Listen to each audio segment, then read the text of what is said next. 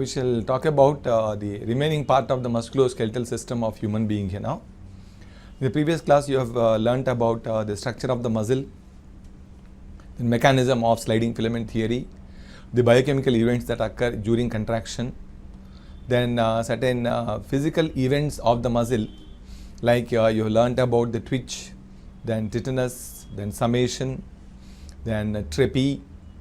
Okay, you have learnt all this. Then this isometric and isotonic, I shall repeat once again.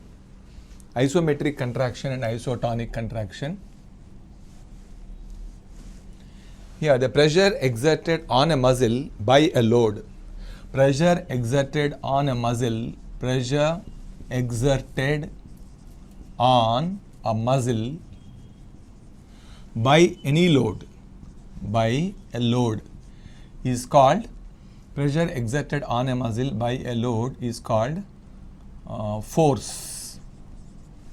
What do you call that? Force. Pressure exerted by any load, whatever, any kind of load, like lifting a small book here now, or lifting a chair. That is, pressure exerted by that particular article on a muscle is called force. Then the contraction that is noticed, contraction or the changes that occur in a muscle as a result of load is called tension. The contraction or the changes that occur in the muscle as a result of that load or as a result of the force is called tension. Now on the basis of these two physical events here now, the contractions are of two types here now. First you take isometric contraction, isometric contraction, and the other one is isotonic contraction, isotonic contraction. Here the name itself indicates the tonicity, that is tension remains same but the length changes. Tension of the muscle remains same but the length changes, either it may increase or decrease here now. That is called isotonic contraction here now. This isotonic contraction is of two types here now. Concentric isotonic contraction, eccentric isotonic contraction. Concentric isotonic contraction, eccentric isotonic contraction. Suppose you try to lift a helmet from a table or try to lift a book from a tabletop here now. Okay, when you try to lift a helmet or a book from a tabletop here now, there will be contraction of the bicep muscle here now. Bicep muscle is involved in lifting the hand here now. So the contraction of the bicep muscle is called concentric isotonic contraction. That is, an isotonic contraction, the tension remains same but length of the muscle changes. Tension remains same, length of the muscle changes. That is, muscle becomes short. In this, muscle becomes short but tension of the muscle remains same. That is, force exerted on the muscle is sufficient enough to contract the muscle here now. The force exerted on the muscle is sufficient enough to bring about contraction of the muscle. That can be called concentric isotonic contraction here now. So when you lift a load whose resistance is much less than that of the muscle here now, okay, whose weight is much less than that of the tension of the muscle here now, when you try to lift a small load from a tabletop or from any surface here now, there will be contraction of the muscle but tension of the muscle remains same. That kind of contraction is called concentric isotonic contraction here. Then again, when you try to put the book back on the table, try to put the helmet back on the table here now, there will be relaxation of the bicep muscle here. The bicep muscle which has contracted earlier once again regains a normal shape during contraction. That kind of contraction is called eccentric isotonic contraction here. That kind of contraction is called eccentric isotonic contraction. So during concentric isotonic contraction, there will be contraction of a muscle. If a muscle regains a normal shape by relaxing itself, it is called eccentric isotonic contraction. But dear students, remember, in both the events here now, only length of the muscle changes but tension of the muscle, tonicity of the muscle remains same. So that kind of contractions are called isotonic contraction. Then if you take isometric contraction here now, length remains same length remains same, but tonicity increases. Tonicity increases. Length remains same, tonicity increases. Suppose you press a hand against the wall, press a hand against an immovable object, So length of the muscle does not change, but tonicity of the muscle increases. Tonicity of the muscle changes, So such kind of contractions are called isometric contractions, are the muscles which maintain your body posture. Muscles which maintain your body posture also undergo isometric contractions, suppose you stretch your hand here now, holding a book on your palm. Stretch a hand, holding a book on a palm, like this. There will be muscles here now, operating in this particular hand, that is bicep brachii muscles here now. They will try to maintain the posture of the hand in order to carry that heavy load here. The muscles present in the hand here now try to maintain the posture of the hand in order to carry that particular load of the article here. So such kind of contractions are called isometric contractions. So dear students, remember in nutshell, if length remains same, tension increases, you call it isometric contraction. If tonicity of the muscle remains same, length changes, you call it isotonic contraction.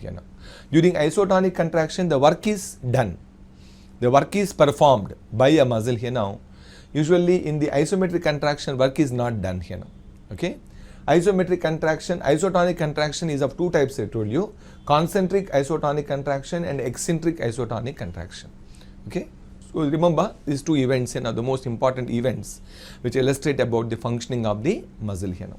The next we will talk about here now, muscle tonus, another concept called muscle tonus. What is muscle tonus? All these skeletal muscles in human body always remain in partial contraction here. Okay? Throughout the day, they remain in partial contraction.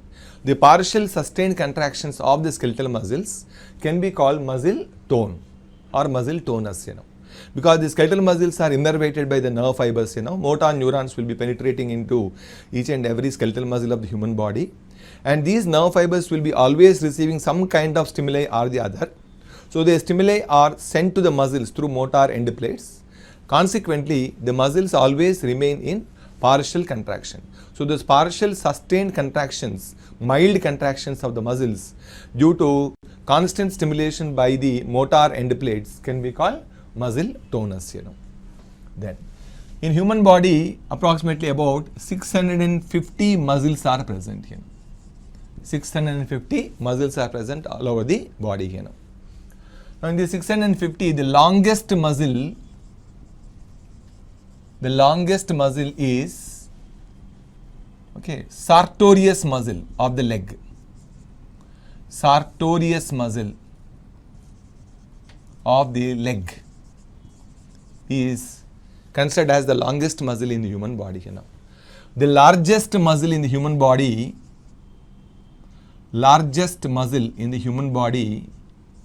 is the muscle of hip region. The muscle of the hip is considered, muscle of the buttock or muscle of the hip is considered as the largest muscle here. The longest is sartorius muscle of the leg is called considered as the longest muscle here. Then the smallest muscle is the stapioidal muscle that holds stapes. One of the ear ossicle stapes is the smallest muscle here. The strongest muscle in the human body, is masseter muscle of lower jaw. The masseter muscle of the lower jaw, the mandibular muscle, masseter muscle of the lower jaw is considered as the strongest muscle here. The fastest muscle is eyelid muscle. Eyelid muscle is the fastest muscle in the human body. So these are some of the anomalies. The students remember all these. They are important. AIMS, JIPMER, Comet K, AFMC, so on and so forth. EAMCET usually you get the questions only from the Telugu Academy, But when you write other exams like Comet K, JIPMER and all that, you need to prepare ISC, CBSE syllabus, and sometimes general questions also they may ask. So you should be familiar with all these important concepts, Now, dear students, we shall talk about now the types of muscles, on the basis of their shape, on the basis of their mode of functioning, We shall talk about the types of muscles, First one is thin sheet-like muscles. Sheet-like thin muscles. These sheet-like thin muscles are present in the abdomen here now, and they are external oblique, internal oblique, and quadrate lumborum. Quadrate lumborum of abdomen. Okay, these are thin sheet-like muscles present in the abdominal region. Oblique muscles, both external and internal. Apart from that, there is another muscle called quadrate lumborum. They are thin sheet-like muscles. Sheet-like thin muscles. Then next you have ribbon-like muscles. Long ribbon-like muscles. These long ribbon-like muscles are present in the forelimb, bicep muscle, and deltoids muscle. Deltoids muscle of forelimb. Bicep muscle and deltoids muscle of forelimb are long ribbon-like. Then you have long tapered muscles. Long tapered, some of them are very long and tapered. These long tapered muscles are present in longus fibularis. Longus fibularis, the muscle which is associated with the fibula of hind limb. Longus fibularis is long tapered muscle here. Then next you have sphincter muscles. That is, they are present in the form of round circle-like structures, Sphincter muscles you call them. The sphincter muscles you come across various parts of the body, like in the alimentary canal they are present. Even the external and internal anal apertures. External and internal, internal sphincters. External and internal sphincters of anus. External, internal sphincters of anus and urinary bladder. Urinary bladder. They are also sphincter muscles, They are in the form of circular band like sheet-like muscles. Now we shall talk about types of muscles on the basis of their mode of functioning. They are also called antagonistic muscles. They will be working in opposite direction. One may facilitate relaxation of the muscle, the other one may facilitate contraction of the muscles. That's why they are also called antagonistic muscles. Under this antagonistic category, you have number one, flexors. Flexors are the muscles which help in folding a part of the body. Muscles which help in folding a part of the body. Example you have here now, bicep muscle helps in folding of forearm.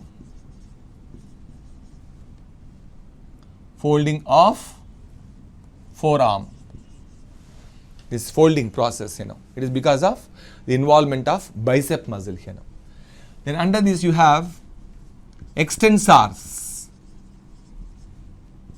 The extensor helps in bringing back the normal shape of the bone here now. So when you stretch the hand here now, that is due to contraction of extensor muscle here now. So tricep muscle helps in extension of forelimb. So bicep muscle helps in folding, tricep muscle helps in extension or stretching of the forelimb here now. Then next you have supinator muscle. Supinator. Supinator, it is a muscle of forelimb that helps in stretching the forelimb stretching the forelimb upward and forward. Okay, this position here now. Hand is stretched, palm facing upward, or hand is stretched, palm facing forward. That kind of movement is called supination, and muscles which are involved in this kind of movement can be called supinators. It is a muscle of the forelimb that helps in stretching the forelimb upward and forward here. Then under this you have another antagonistic muscle called pronator. Pronator is the muscle that stretches the forelimb downward and backward. Okay, the hand is stretched, palm facing downward, hand is stretched, palm facing backward here. Hand is stretched, palm facing downward, hand is stretched, palm facing backward. So that movement is brought about by the muscle called pronator muscle. That position is also called supination position and pronation position here. The next you have elevator and depressor. Elevator is a muscle that helps in elevating a part of the body, and antagonistic to this is depressor. I'll give an example, students. Like you have a styoglossus muscle helps in elevating the tongue.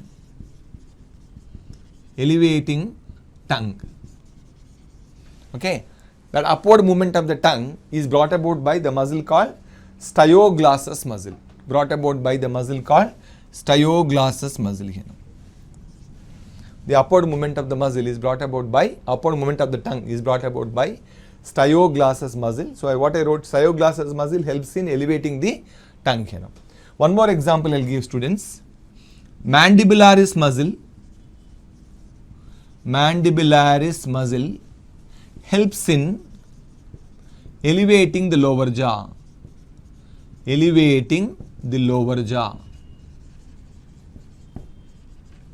The upward movement of the lower jaw is brought about by a muscle called mandibularis muscle here now. Then antagonistic this you have depressor muscle here now, like genioglossus muscle helps in retracting the tongue, helps in retraction of tongue. The downward movement of tongue being pressed against the floor of the buccal cavity, that is retraction here now, brought about by genioglossus muscle. And apart from this, you have masseter muscle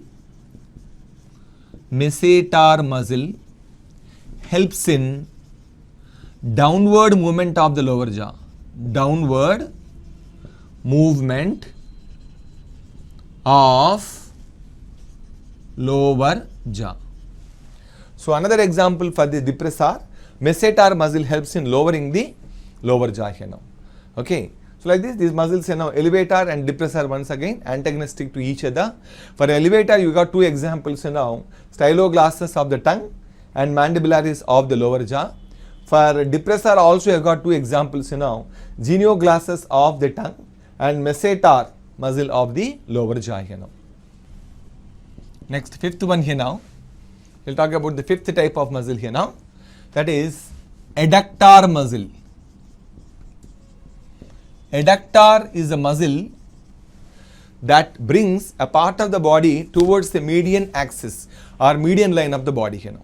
A part of the body is pulled towards the median axis or median line of the body, that is called adductor muscle here now. For example, latissimus dorsi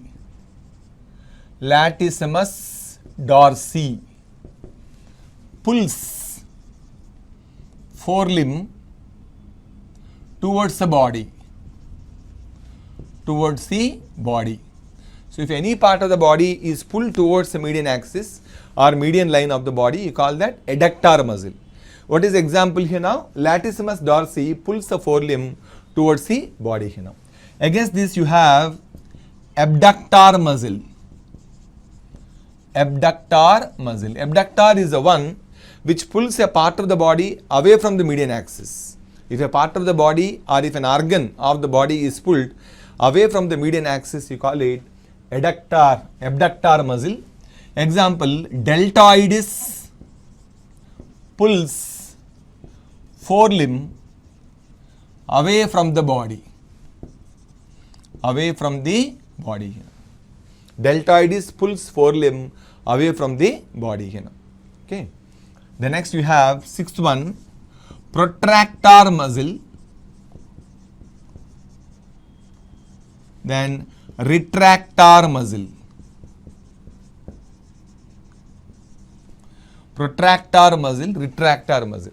The muscles which help in upward movement or forward movement of head, lower jaw and tongue, like entire head is pushed forward.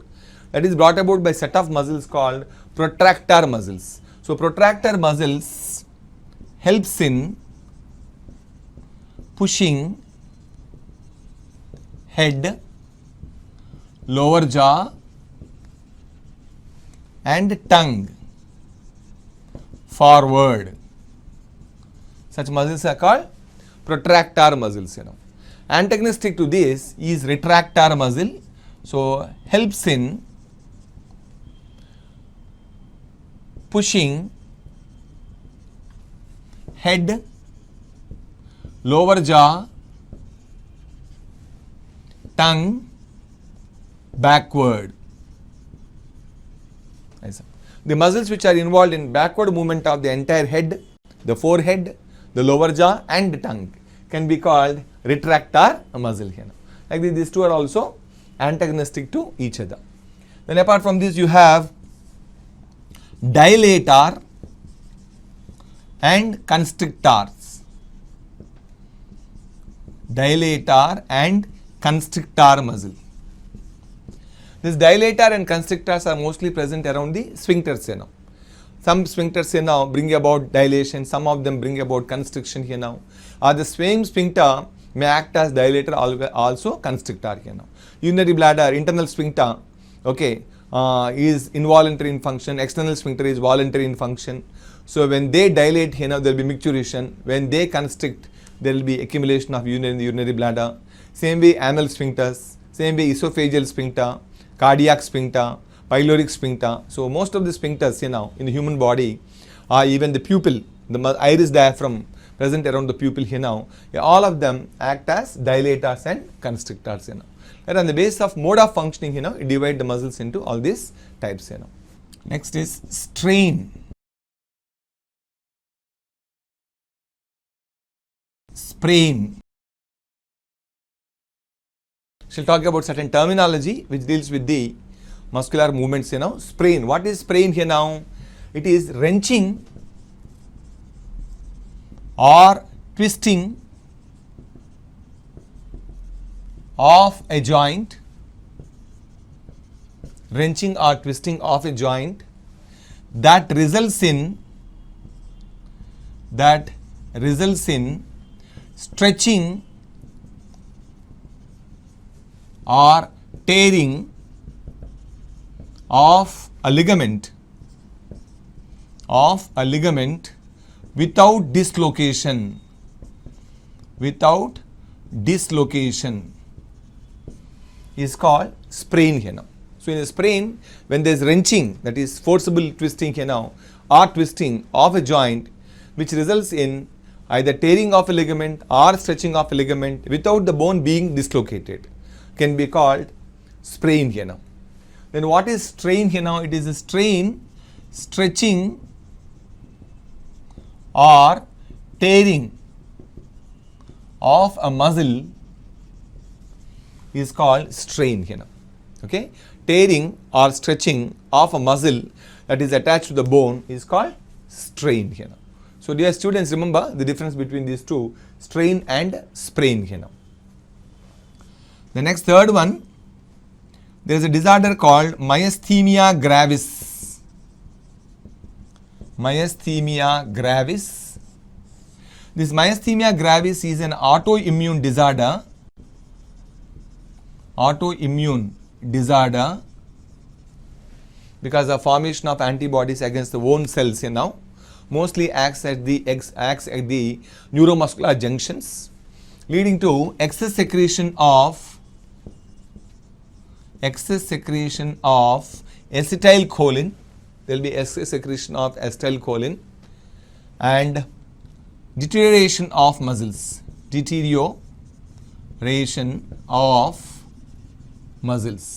So it is an autoimmune disorder which is characterized by excess secretion of acetylcholine, and that in turn results in improper conduction of impulses to the muscles and deterioration of the muscular tissues. This is called myasthenia gravis. The next you have another one, osteoarthritis. Osteoarthritis is a degenerative disorder noticed in the people those are above 45, which mostly leads to erosion of the cartilage, degeneration of the cartilage, and drying up of hyaluronic acid which is present in the joint, or drying up of synovial fluid which lies in the joint. So osteoarthritis is a degenerative disorder leads to erosion of cartilage and desiccation of synovial fluid. There will be drying up of synovial fluid. Apart from that, there will be degeneration of the articular cartilage. The hyaline cartilage, which mostly lies at the articular ends, is degenerated. That is called osteoarthritis. The next you have another one, rheumatoid arthritis. Rheumatoid arthritis is also an autoimmune disorder which is characterized by inflammation of the joints, characterized by painful swelling and inflammation of joints all over the body.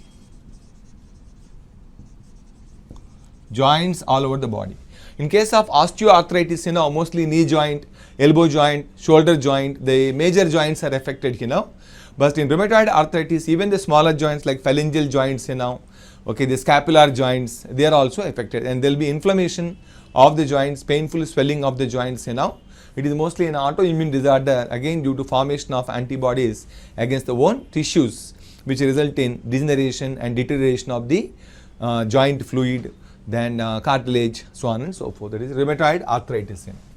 The next you have another disorder called gout.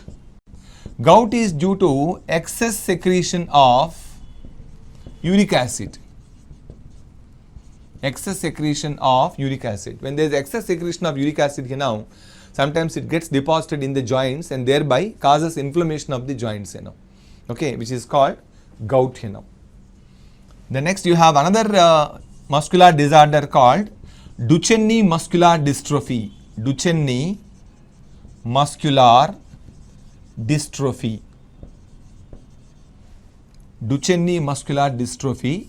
This is called DMD, named after the scientist. You will be learning about this even in genetics also. It is a kind of genetic disorder due to X chromosomal inheritance.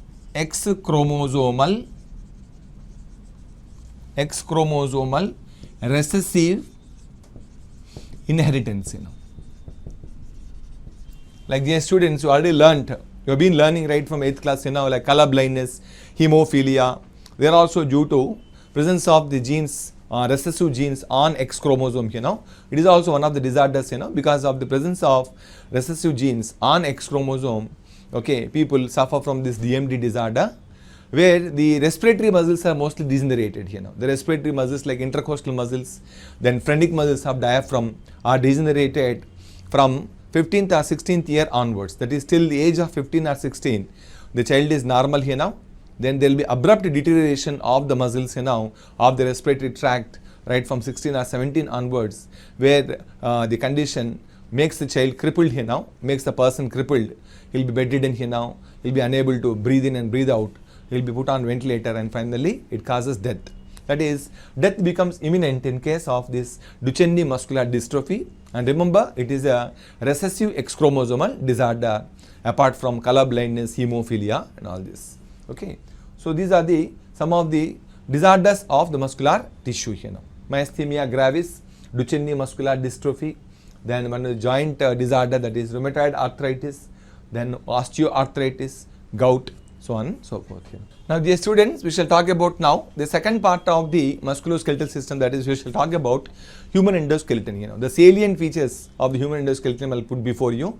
Most important points which you get either in AFMC, JIPMER or Comet K, EAMCET, okay, or AIMS now. Now the human endoskeleton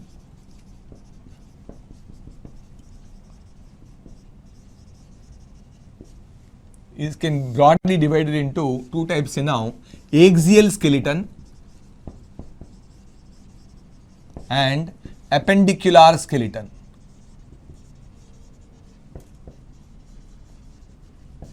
The bones which are there along the median axis of the human body, or which form the median axis of the human body, constitute axial skeleton.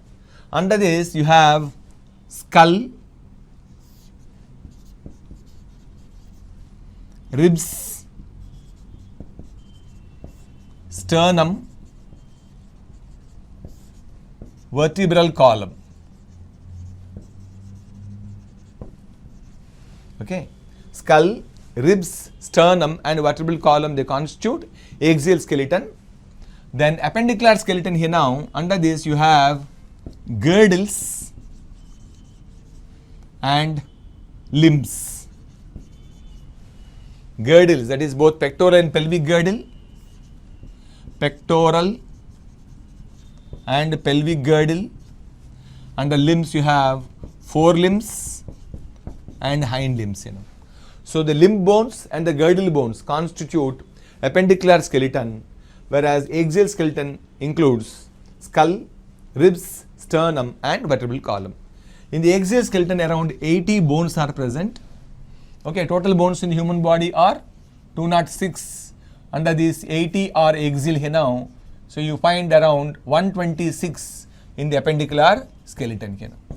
Appendicular skeleton consists of about 126 here now. So in adult here now around 206 bones are present. In adult 206 bones are present, whereas in the child, okay, up to certain age 350 bones are present here now. In the child here now 350 bones are present. During infancy more number of bones are present. They fuse, some of them fuse here now, some of them get ossified to form 206 bones in the adult here now. Now dear students, we shall talk about each component now of the human endoskeleton. To start with first skull, human skull here now. Now human skull again here now, it can be divided into two components here now: cranium and face. Cranium around 8 bones are present. Face consists of 14 bones. Face consists of 14 bones here now. Okay. Now what are the bones of cranium here now? You have number 1 frontal, number 2 parietal, number 3 temporal, number 4 sphenoidal, number 5 ethmoidal, frontal, number 6 occipital. So these are the major bones of the cranium here now. Among these, frontal only single bone is present, parietal 2 bones are present, temporal 2 bones are present, sphenoidal 1 bone, ethmoidal 1 bone, occipital 1 bone. So 3, 5, 6, 7, 8. Altogether 8 bones are present here now. Now here this frontal here now, it forms the forehead. This part is made up of frontal bone here now. You can say it forms the forehead and floor of the cranium here. It forms the forehead and floor of the cranium here now. The next is parietal. The major part of the cranium, this entire part of the cranium is made up of parietal here now. Parietal forms the roof of the cranium and the lateral side, partly lateral sides of the cranium here now. Roof of the cranium and lateral sides of the cranium. Among these you can say parietal is the largest bone here now. Temporals form the lateral sides of the bone. Here you have here now two bones here now. Temporals here now, they form the lateral sides of the bone here now. The next occipital here now, occipital single bone is present. It forms the hind part of the cranium. This hind part of the cranium is called occipital bone here now. In fact, occipital bone is formed by the fusion of two exoccipitals. Two exoccipitals, both of them fuse to form one occipital segment here now. And within the occipital segment, a wide aperture is present like this. Suppose this is the occipital region, a wide aperture is present at the center. This wide aperture is called foramen magnum. The wide aperture is called foramen magnum. It is the aperture through which medulla oblongata emerges out as spinal cord. It comes out of the cranium through foramen magnum and then traverses through the neural canal of the vertebral column here now. In the occipital region, two elevations are present, that is occipital condyles are present. That's why human skull is considered as a dicondylic skull here now. Occipital segment on the lower side base to elevated occipital condyles, that's why we call it dicondylic skull here now. Sphenoidal bone lies at the center. This part can be called sphenoidal bone here now. It lies at the center of the cranium here now, and it is also considered as a keystone bone because sphenoidal bone is in contact with all the other bones of the cranium here now. Sphenoidal bone is in contact with all the other bones of the cranium here now. Next, ethmoidal bone is also at the center, middle line of the cranium here now. Okay, like this there are about how many bones here now? 8 bones are present.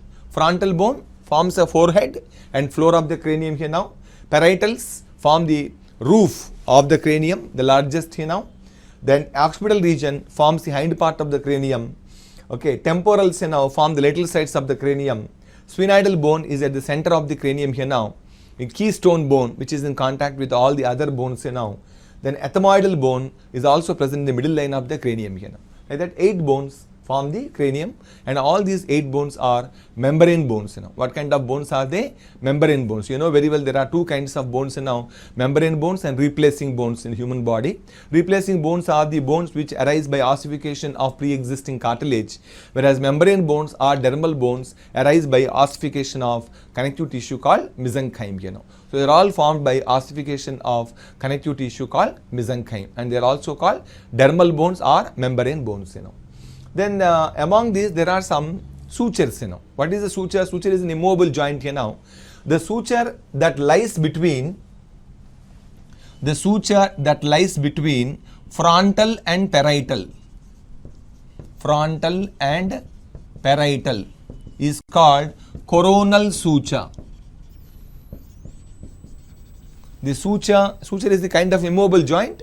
It's a kind of fibrous joint here now. So suture which is present between frontal and parietal is called coronal suture, and the suture that lies between parietal and occipital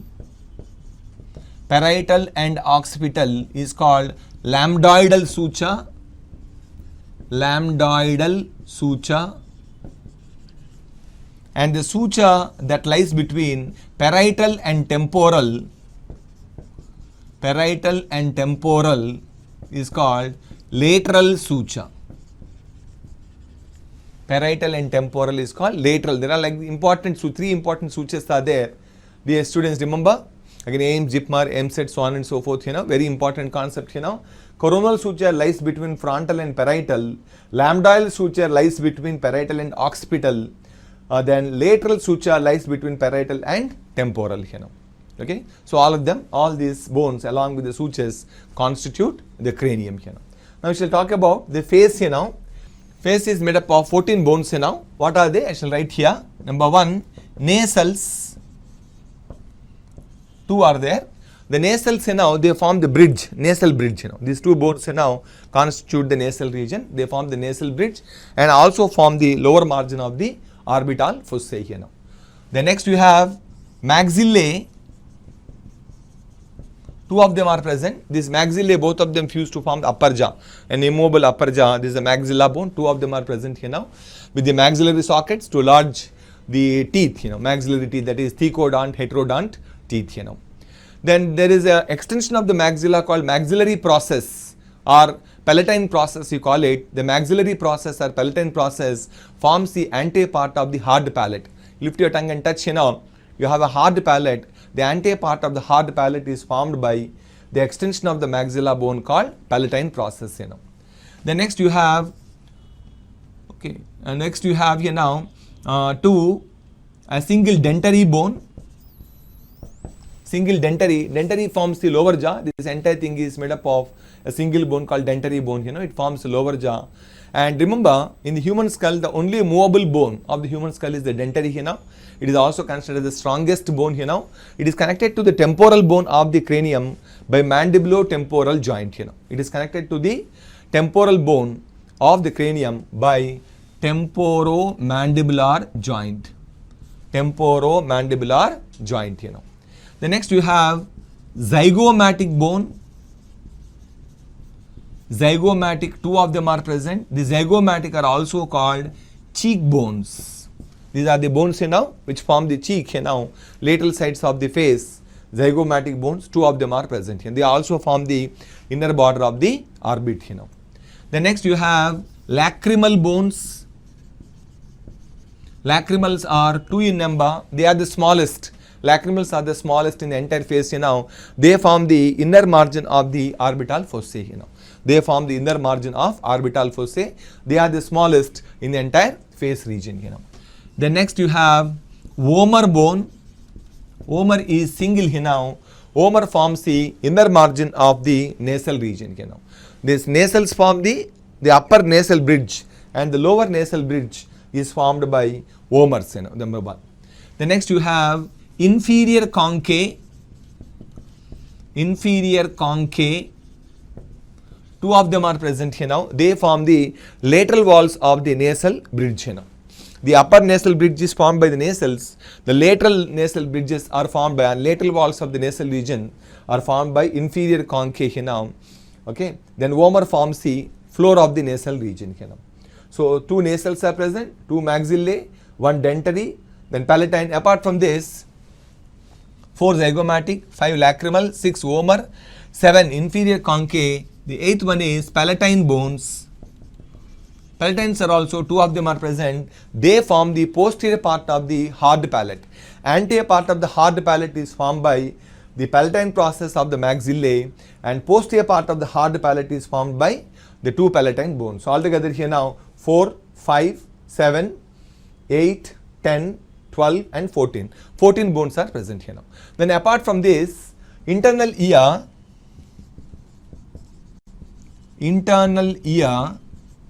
consists of 3 bones. You call them ear ossicles. 3 bones are present. You call them ear ossicles.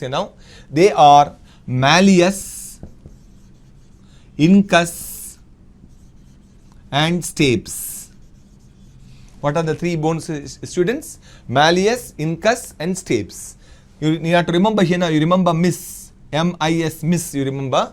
So MIS is the bony socket that lies in the middle ear of the human body. It lies in the, not internal ear, it lies in the middle ear. Lies in the middle ear of human body.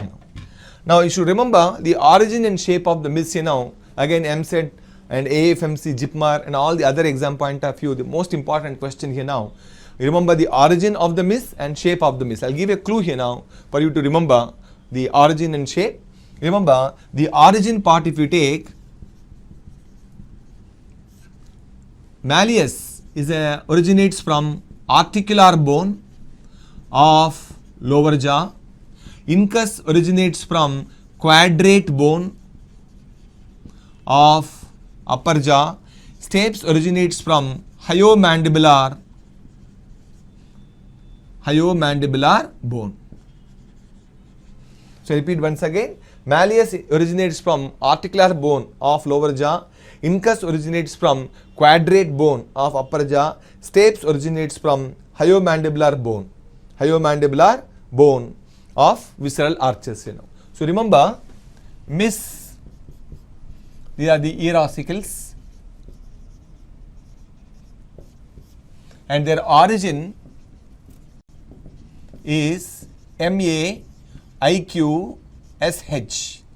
Master of Arts, Intelligent Quotient, Simple Harmonic Motion. MA stands for Master of Arts, IQ, that is Intelligent Quotient, SH stands for simple harmonic motion, you know. So what is MA with regard to ear ossicles? M stands for malleus, A stands for articular bone of lower jaw, then I stands for incus, Q stands for quadrate bone of upper jaw, S stands for stapes, and H stands for hyomandibular bone of visceral arches. Then remember shape also, students, you know. Shape, you remember the shape of miss is has. The shape of miss is has. What is has, you know? H stands for hammer, A stands for anvil, S stands for stirrup. So this is the shape of the ear ossicles. So remember, ear ossicles are the miss. Their origin is MAIQSH, and the shape is, miss shape is has. The shape of the miss is has. Then here how many are there? Altogether ear ossicles are 3 plus 3, 6 are present here now. Okay. So here you got 14 on the face, then 8 in the cranium, and 6 in the middle ear. Apart from this, there is one more bone here now, lies in the floor of the buccal cavity, that is hyoid bone here now. Hyoid bone lies in the floor of buccal cavity here now. Lies in the floor of the buccal cavity. It is it lies in the floor and doesn't give support to the tongue, and not attached to any other bone of the skull here now. Not attached to any other bone of the skull here now. Usually all the other skeletal bones now, they are attached to the muscles now at the point of origin as well as at the point of insertion, whereas the hyoid bone is the only one which lies in the floor without being attached to any bone of the human skull here now. Okay. Hyoid, it has anterior cornu, then posterior cornu. It is made up of hyaline cartilage here now. It gets ossified slowly. It lies in the floor. So how many bones are there altogether in the human skull here now? So I shall write here human skull, cranium, 8 bones are present, face, 14 bones are present, middle ear, 6 bones are present, then lower jaw, that is buccal cavity, 1 bone is, that is hyoid. So altogether how many bones are there here now? 14 plus 6, 20, 28, 29. So the entire skull, human skull, consists of 29 bones here. Entire human skull consists of 29 bones. Now dear students, here now I shall give an illustration of the human skull here now, where you can easily follow the location of various bones here.